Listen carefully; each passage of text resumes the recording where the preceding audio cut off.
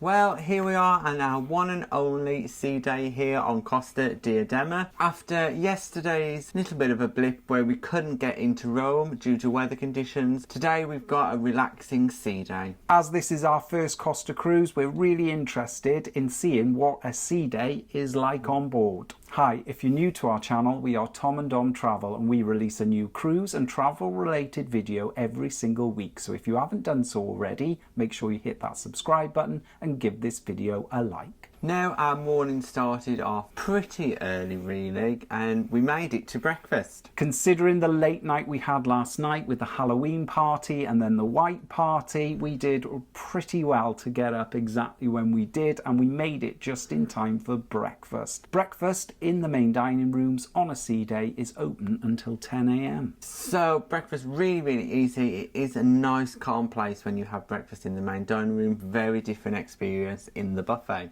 I ordered myself some waffles with chocolate and strawberries. They were absolutely delicious. Haven't had waffles yet on this ship, so it was really nice to try them. And I chose to go for a savoury croissant, and it was filled with ham and cheese, came with a little bit of salad, which I thought was a little bit unusual, but it was very tasty. I also had some Cocoa Pops, we had juices, and we also had our lattes. So great, we've discovered that you can have these lattes. They're not on the menu, but they will make them for you if requested. After a very quick, efficient and enjoyable breakfast, we made our way out onto the Prom Deck just to do a few laps. Now the Prom on Costa Diadema is a full wraparound prom, and those of you that regularly watch our channel and our videos know we love a wraparound prom. Yes, you can nearly go all the way to the bow of the ship and you can have a full walk around the prom deck all the way to the aft without having to cross through the ship at all. There are lots and lots of little sheltered seating areas. There are plenty of sun loungers and tables and chairs. It's a really nice, large, spacious area where you can enjoy some sun on those sea days. Unfortunately for us, it wasn't the greatest of weather. No, it was really windy, especially as we got towards the front of the ship. It got windier and windier. Yeah, not the best weather today for a sea day. After getting a bit of fresh air and walking the prom deck, we then decided to film a few bits for our ship tour. So we visited the beer garden, which is quite a nice little venue. We haven't had the opportunity to go in there and grab a few drinks. Main reason being is many of these smaller venues like the beer garden, the wine venue on board, the vast majority of drinks that they serve aren't included in our drinks package. No, which is a shame because there does look some nice things there to try, and the venues do look very nice, but when we've been past them in the evening they are not very full at all. We continued our ship tour and we checked out some of the restaurants as well. Now the specialty restaurants on board do vary. There is a steak restaurant which is actually quite expensive compared to other steak restaurants on other lines. There's a specialty restaurant called Archipelago which has menus created by 3 famous Italian chefs. If you do decide to visit the Archipelago, if you do decide to visit the Archipelago restaurant, unfortunately, if you do have a drinks package, whether it be the standard My Drinks or the My Drinks Plus, you can't get any drinks in there included. In addition to paying for the specialty restaurant, which I think is around about €59 right now, you then also have to add on all of your drinks as well. There is also a sushi restaurant available and a teppanyaki. All of these specialty restaurants are located in one central area. The only one that is separate is the pizza restaurant. Now we would usually cover the shops on our ship tour, but unfortunately on Costa Diadema at the moment all of the shops except a bikini shop is closed, so there is nothing available unfortunately, so we can't show you what the shops are like on Diadema, but what we do know is the area where they're normally located is quite large. And there is literally nothing there. It's got to be one of the most boring walks on a cruise ship we've ever done. They've just whited out all of the windows and it is just like a silver, very well lit tunnel. There's nothing there at all, and you do tend to be forced to keep walking through it to pass through the ship, which is understandable when there's actually shops there, but when there's nothing there it is just a bit of a void in the middle of the ship. Now talking about the teppanyaki that we visited earlier on doing our ship tour, we just happened to be walking past and we got asked if we wanted to come in for a teppanyaki demonstration. Absolutely Absolutely, we said. Perfect timing for us. So lucky enough, we were there right at the start. We managed to find 2 seats right at the front of the teppanyaki station itself, and we were in for a treat. It was an incredible experience. Neither of us have ever been to a teppanyaki restaurant, but we will definitely be going again because it was just full-on entertainment and we thoroughly enjoyed it. And the food was great as well. Yeah, I think the teppanyaki chefs all must have the same training because they were all doing the same trick. There were 4 stations that were available at the time when we were there, and all the chefs were singing, dancing, flicking up the food, throwing the food for you to catch in your mouth, juggling with eggs. Yeah, we've seen it all, but all 4 of the chefs were doing similar things, but it was definitely an entertaining half an hour there. It was incredible, and the food that they demonstrated, we had some egg and vegetable fried rice, we had some chicken. It was delicious. So it set us up for lunch. Didn't really need anything, but we felt like we timed that perfectly. It was incredibly busy in there. We were very lucky to walk past when we did because we got a prime location right in front, and we'd strongly recommend it because not only was the food great, it was just so entertaining and funny. We were laughing. Now, we'd worked up a bit of a thirst after our teppanyaki demonstration, and what we thought was we hadn't tried the hot chocolates yet. So we sat down and got ourselves a table in the ice cream and crepes parlour there, where they also do Nutella items, and ordered ourselves a couple of hot chocolate. The hot chocolates that we ordered arrived and they were beautiful. They were thick hot chocolates. You said they were a little bit sweet for you, but I thought it was absolutely perfect. Very, very rich though. Incredibly rich and very, very thick. A proper, authentic hot chocolate, and best of all, they were included in our My Drinks package. Although they do look like they come in a small cup, I think the small cup is all you need because I dread to think of the calories that they're piling on. After a little relax and a hot chocolate, we then made our way into the theatre for the final of The Voice of the Sea. Ooh, yes, so on other ships known as Voice of the Ocean, but here on Costa it is called Voice of the Sea. Pretty much similar setup to what we've seen on other ships. The only difference being on this ship is that it's presented in various languages. Over the last few nights there have been a number of auditions for participants, and they've whittled it down to 6 singers. Now, these singers took turns to perform, and after each performance they then chose a coach whose team they wanted to be on. It turned out that there were 2 singers on each coach's team, and then the coaches had to choose one of the 2 singers. So it's very similar to how the Voice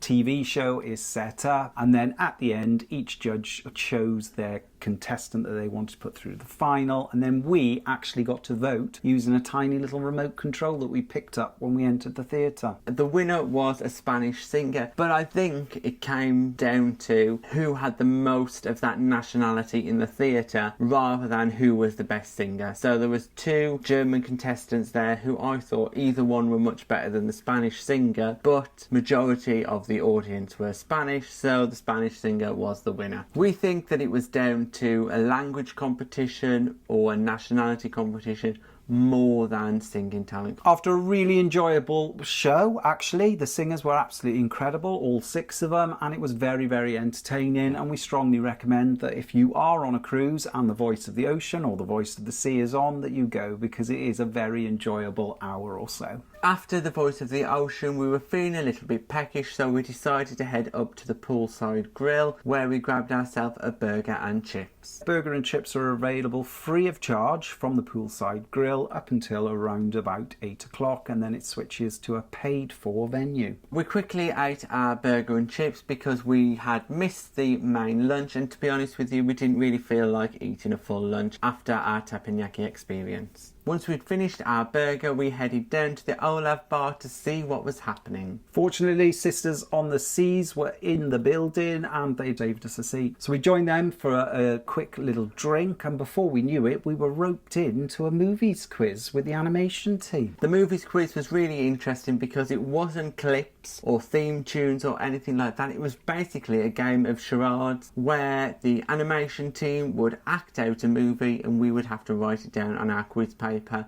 the movie that we thought they were acting out. It turned out, luckily, that we answered all 10 questions, so we got 10 out of 10, and that meant that I had to go up for the tiebreaker situation. Not only did we win, but a further 7 groups also won. We went to a tiebreaker where they asked a member of the audience just to pick a answer paper out at random and they were the winner. Unfortunately, it wasn't us. Overall, the movie quiz was hysterical. The animation team on board were brilliant in their movie demonstrations. We thoroughly enjoyed ourselves and we could not stop laughing. They have got an incredible sense of humour and it was just so funny. After the quiz and a little drink, we headed back to our room to get ready for the evening because tonight was elegant night. So our first sea day was pretty much full of food and laughter. It'd been a really great day. After getting ready in our cabin, we made our way down to our main dining room. The food on the menu is very interesting, but sometimes we are quite apprehensive about what to order, but we do give things a try. We'll usually sit there and just use Google on our phones if we can to try and find out what some of the things are. However, we've been pleasantly surprised with the vast majority of dishes on board. So for starter, I went for the beef carpaccio. Not something that I would usually choose, but actually I did enjoy it. I also went for a carpaccio, but a tomato one, and it was really, really nice. It was just a few slices of tomato with some cheese, really quite tasty and pleasant. It had a little bit of sauce that just reminded me a bit of mustard, but it was tasty. I then went for the soup as my first course. It was quite a thick soup and it had beans in. The colour of it didn't look particularly appealing, but the taste of it was good. And for my first course, I went for the testeroli pasta with pesto. They'd sprinkled fresh nuts on it. It looked fantastic. The pasta was cooked to perfection. We've previously said that the pasta on board is fantastic, and this dish was superb.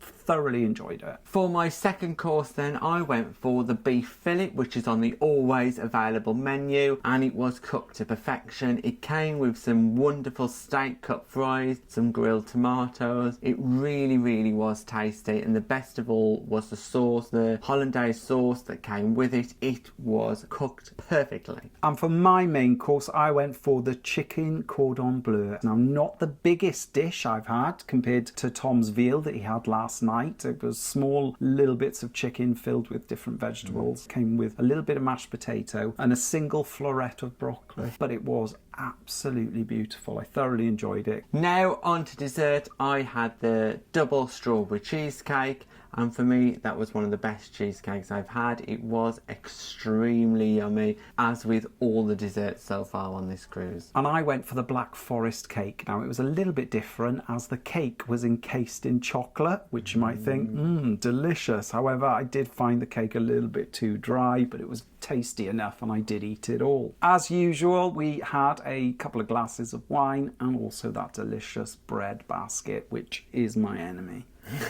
So once again we were offered another bread basket, which we had to kindly refuse. Our waistlines would not thank us for it. As we left dinner, we walked through the atrium and discovered it was Captain's Photos. Now, we've never seen the atrium this busy, well, not around the top of the atrium anyway, and the captain was there taking photos. The team are very strict. You are not allowed to take a photo with your own phone. They like it to be the professional photographer who's taking the camera, but it is an extremely popular event. The queue was snaking around the atrium, so if you do want a photo with the captain, we recommend getting there early. It's quite interesting that here on Costa Diadema, it's very, very popular for people to go and have professional photos taken. They've got little setups dotted all around the ship, and every time we walk past, there is always somebody having their photos taken. They've got a huge section dedicated to printed photos. Yes, they print them all out, so it's not like other lines where you go through and select the ones that you want. You physically have to sort of cycle your way through and find your photos, but it is always busy in there. We then made our way out on the promenade deck and found ourselves back at the aft of the ship, where we went into the aft bar, where we found there was a children's competition going on. So there were a lot of families, parents, children, all taking part. Pretty much the children were all dressed up and they looked amazing, as it is formal night. They had lovely little tuxes and suits on, sparkly dresses. They were absolutely loving this little mini disco fashion show that they were taking part in. It was called a Captains and Princesses event, and the children were dressed appropriately for that title. It was incredibly busy in the aft bar, and I mean busy. We struggled to get a seat maybe for the first couple of minutes, and then obviously people left once the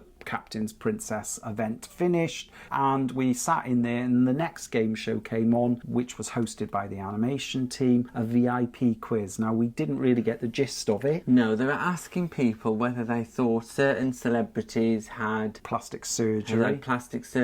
And also they showed pictures of a celebrity as an opposite gender, and you had to guess who that celebrity was. It was quite amusing, but we didn't really get the gist of it. It didn't help that where we were sat, there was a pillar directly in our line of sight between the TV screen and us, so we couldn't really see the categories or see who the celebrities were. But the rest of the room seemed to be enjoying it, and everyone seemed to be getting involved. We didn't stay to the end of the quiz because this evening in the main theatre was an Italian's Got Talent winner. So, Italia's Got Talent winner of season 5, Samuel Barletti. He's an incredibly talented ventriloquist, and he did put on a really good show, and he included as many languages as he could possibly do. However, there were large sections of his show that we didn't understand a word of it. It is fantastic that he's so talented that he can do ventriloquism in 5 or 6 languages. Big chunks of the show are in a language that's not English, so that means the audience is laughing but you aren't understanding the joke. So it's quite a challenge to do a ventriloquist show on a multilingual ship. But the bits that we did understand and see, he was very funny. He got a few participants up out of the audience. If you've ever seen Gareth Oliver on a P&O or a Princess ship, it's a very similar show. Yes, and on this occasion we decided to sit at the top level of the theatre, so we were looking down on this stage tonight. Even at the top of the theatre, it was very, very busy, but it was an interesting seat, and we're quite glad we sat there because it means that we weren't pulled up to be participated. That was a good choice for tonight. We had a little bit of time to kill before we headed to the Olaf Bar for the next event, so we decided to spend a bit of time in the casino, where we put about 20 euros in, and we came out about even, so it's okay really, no winnings, no losing. So the casino is a little bit different. There are a handful of slot machines compared to other cruise lines, but the vast majority of the space is taken up with tables, whether that's poker or roulette. In terms of how busy this casino's been, not very busy at all. We're really actually surprised at just how quiet it's been most evenings. After the casino stop off, we headed to the Olaf Bar, where we were surprised by another event that we have never seen before. The senior officers were all waiting on the second level of the Olaf Bar to head down the stairs to meet with the passengers. So this evening in the Olaf Bar was a captain's and officers' dance. It was interesting to watch. So all the officers arrived on the dance floor, and then passengers were invited up to take it in turns per song to dance with a different officer, which you could do, but it seemed that there was a select few who were hanging about quite a lot, shall we say. Very eager. Yeah. Each time that you had danced with an officer, you got yourself a ticket, and these tickets were all collected up at the end, and a raffle was taken place. So they had some really good prizes on offer, from bottles of champagne to speciality restaurants, Costa merchandise, lots and lots of great prizes for those that participated in the dancing. It was also used as a photo opportunity. They had photographers on the dance floor while the various crew members were dancing, so you could get yourself a photo with one of the senior crew members. After the dancing with the senior members and the captain, it was then a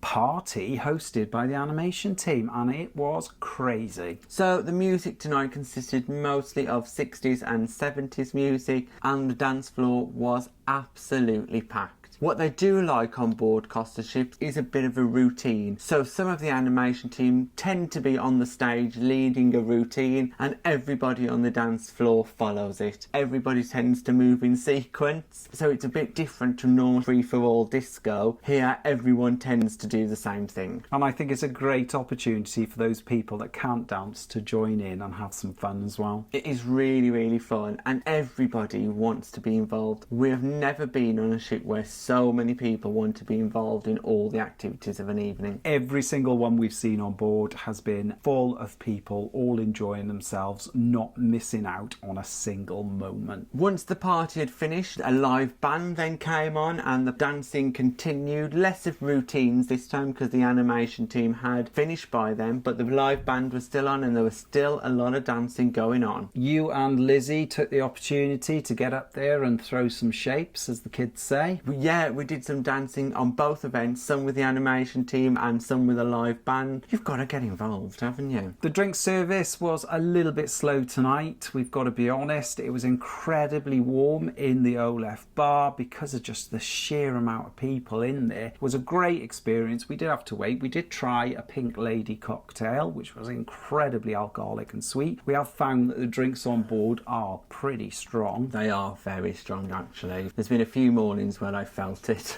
Every morning. Okay. But I think that's what spurred us on for the next event. After a few of our lovely cocktails, so yes, as Dom said, we had some Pink Lady, Costa Skies, you had a gin and tonic. We then thought, or more Dom thought, it was a good idea to hit the nightclub. So it was around about 1 a.m. now. So we made our way up to deck 11 and just popped our head into the indoor pool, and it was a full-on party in there as well. It was crazy. Yeah, lots of dancing. Dancing in all venues of the ship late into the night. We then made our way into the late night disco, and it was busy in there as well. And as the night got on later and later, it seemed that the age of the nightclub got older and older. So we were there for about an hour, dancing the night away. It was really busy in the nightclub. But then at 2 a.m, unfortunately, we were told, can you please leave the nightclub? Not because it was closing, but because there was a private function taking place at 2 a.m. We have never seen anything like this. So people started arriving for a party to start at 2 a.m. in the nightclub. We were absolutely amazed by this. We didn't have a clue what was going on. No, I couldn't believe it. We were asked to leave the nightclub for a private event, and that included some of the officers. Yes, in this nightclub, officers are in there drinking along with all the passengers. It's such a different atmosphere here to other ships we've been on, but yet the officers were also asked to leave for the private event. So we left, and as we were near to the salty grill where you can purchase a burger, that's exactly what we did, and they were magnificent. Yes, you do have to pay €3.50 for them. You can have a hamburger, double cheeseburger and bacon. They're all €3.50, and we chose a double cheeseburger each. Tom had one as well, yeah. So it's not just me, and it was perfect. I think that double cheeseburger saved me this morning. Yes. So it was definitely needed, but these cheeseburgers are so good. They did not last long at all. Very different to the free offerings during the day. They are absolutely superb and well worth the money. After we'd ate that burger, we knew it was time to head to bed because tomorrow we are in Palma de Mallorca. We're really excited. We've been to Palma de Mallorca once before on Marella Explorer. I think it was our third ever cruise. Yeah. So we're quite looking forward to getting back and just having a look around. I think we're going to go to the cathedral and just take in some of the sights because it is beautiful. So join us in our next vlog where we'll show you around Palma and what the ship has to offer on Black and Red Night. Thanks for watching our day at sea here on Costa Diadema. If you've got any comments or questions, just pop them in the box below and we'll get back to you. And if you'd like to support us in creating our content, we're now available on Patreon. And please don't forget to like and subscribe and hit that bell notification button to never miss a video from us. Thanks for watching. Bye.